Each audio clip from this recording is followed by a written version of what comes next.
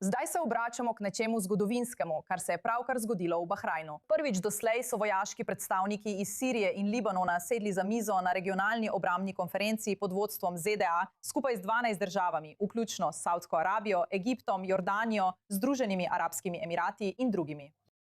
Vsi so se zbrali v Manami pod poveljstvom ameriškega centralnega poveljstva, da bi razpravljali o regionalni varnosti in, kar je morda še pomembneje, ponovno potrdili svojo skupno zavezanost ohranjanju odprtosti Hormuške ožine za mednarodno ladijski promet. To, kar vidite tukaj, je res izjemna slika, saj pomeni, da Sirija, ki jo je še pred manj kot 2 letoma vodil iransko podprti diktator Asad, zdaj sedi za ameriško mizo. In Libanon, katerega vojska je bila leta potisnjena na stranski tir zaradi Hezbolaha, je zdaj priznan kot legitimen varnostni partner. Z drugimi besedami, Bližnji vzhod se sproti na novo preureja. Zdaj pa še en stavek, ki bi se še pred nekaj leti zdel nemogoč. Sirski zunanji minister je danes v Bejrutu, Damask pa sporoča, da je pripravljen sesti za mizo s Hezbolahom. Ne pozabite, današnja sirska vlada je sestavljena iz nekdanjih poveljnikov upornikov, ki so leta preživeli v boju proti Hezbolahu na bojišču, medtem ko je ta podpiral nekdanjega diktatorja Asada. Zdaj so na oblasti in morajo ugotoviti, kaj storiti z najmočnejšo oboroženo skupino v Libanonu. Še posebej potem, ko je ameriški predsednik Donald Trump prejšnji mesec predlagal, da naj bi se Sirija namesto Izraela lotila Hezbolaha. Sirija zdaj vztraja, da ne bo vojaško posredovala in da ne bo podprla nobene strani. Toda že samo dejstvo, da se ta pogovor sploh odvija, pove vse o tem, kako dramatično se je ta regija premešala in spremenila.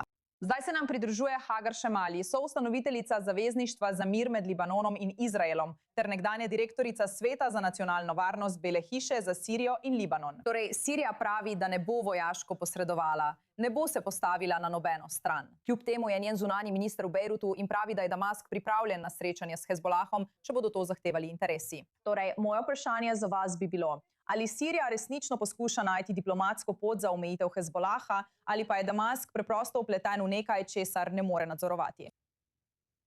Najprej hvala, Nataša, da ste me povabili. Izpostavljate zelo pomembno vprašanje, saj je dejstvo, da sirska vlada resnično ne more nadzorovati večine svojega ozemlja. Zato bolj poskušajo zavzeti stališče, ki jim omogoča, da podprejo Libanon. In celo na istem srečanju so povedali, da se zelo dobro zavedajo, kakšne so bile razmere pod Bašarjem al-Asadom. Za Libanonce je poslušanje česarkoli, kar je povezano z Bašarjem al-Asadom in vmešavanjem iz Sirije, kot bi poslušali praskanje po tabli. Kot vemo, so skoraj 20 let okupirali Libanon, zato je njihov pogled res bolj usmerjen v to, da poskušajo zagotoviti, da se lahko osredotočijo na svojo lastno deželo. Čeprav se je to vprašanje, kot ste omenili, pojavilo iz Združenih držav, na srečo ni takšno, ki bi imelo veliko podpore. In seveda je vedno prisotna skrb, ali bi predsednik Trump pritiskal na Al-Šaro, naj posreduje v Libanonu, in ali bi Al-Šara na to pristal. Toda do zdaj je bil res zelo jasen, da ga vstop v Libanon sploh ne zanima. Ima svoje lastne težave, ki jih mora obvladovati. In mislim, da tako ali tako nimajo nobene naklonjenosti do Hezbolaha. Zdaj je Trump očitno predstavil to idejo, da bi Sirija zamenjala Izrael kot silo, bi se spopadla s Hezbolahom. Okvirni dogovor, ki ga vidimo med Iranom in ZDA, pa povezuje nadaljnji izraelski umik z razorožitvijo Hezbolaha. Celika za preprečevanje konfliktov, o kateri govorimo, naj bi ohranjala mir. Toda kakšna je pravzaprav dejanska usklajena strategija Washingtona tukaj? Ker od zunaj zagotovo izgleda, kot da hkrati poteka več različnih strategij, ki si lahko celo nasprotujejo. In ko sem govorila o tem dogovoru, sem v resnici mislila na dogovor med Libanonom in Izraelom. Da, v redu, imaš prav. Veliko stvari se dogaja hkrati, ampak rada bi to malo razčlenila. Kar zadeva Libanon in Izrael, je najpomembnejši proces mirovni proces med Libanonom in Izraelom pod okriljem State Departmenta.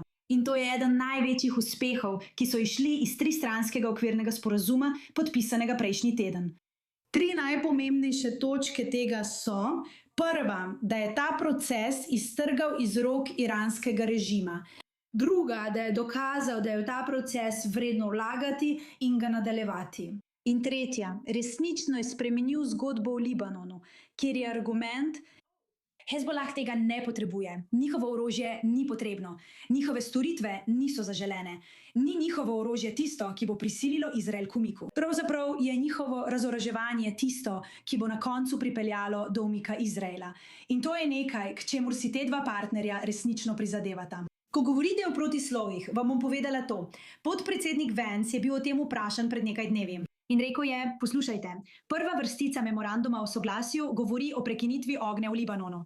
Po moji razlagi je trilateralni okvirni sporazum. Ta sporazum je moja razlaga te prve vrstice. In če sem iskrena z vami, je to najbolj pomembna stvar. Kar zadeva to celico za preprečevanje konfliktov, ji ne pripisujem velikega pomena, ker je najbolj pomembno usklajevanje med Libanonci in Izraelci oziroma med LAF in IDF ob sodelovanju ameriške vojske. In to je zelo, zelo jasno. Prav tako moramo vedeti, da vpletenost iranskega režima v kakršenkoli proces ne bi smela biti nekaj, kar jemljemo kot samoumevno. Prav, mislim, da je zelo pomembno, da ima CENTCOM danes te posvetovanja. Kako pomembno se vam to zdi? In mislite, da ima ameriška vojska dejansko dovolj vpliva, da bi katerikoli od teh diplomatskih okvirov dejansko obveljal? Torej, najprej bi rekla, da je to zelo pomembno. To srečanje, ki ga vodi CENTCOM, kot ste prej rekli in kot je omenila Ruth, je res del tega preoblikovanja Bližnjega vzhoda, ki ga spremljamo pred našimi očmi.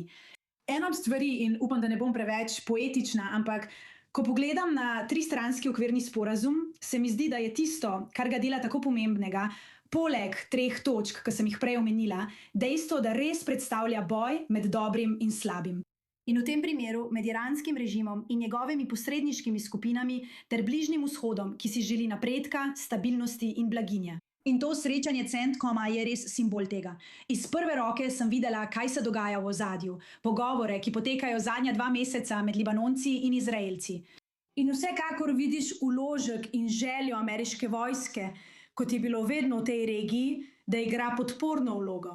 Ne le v Libanonu in Izraelu, ampak tudi v širši regiji in v smeri, v katero gre. Vendar bo potrebna potrpežljivost, moram reči. Veš, vsi smo zelo nestrpni in želimo si zagotovila. Verjetno bodo vzponi in padci, ampak obstaja veliko razlogov za upanje. V redu. Rada bi se ti zahvalila, Hagar. Najlepša hvala, da si se nam pridružila. Zelo zanimivo je bilo slišati tvoje mnenje o vsem tem. Hvala, da ste me povabili.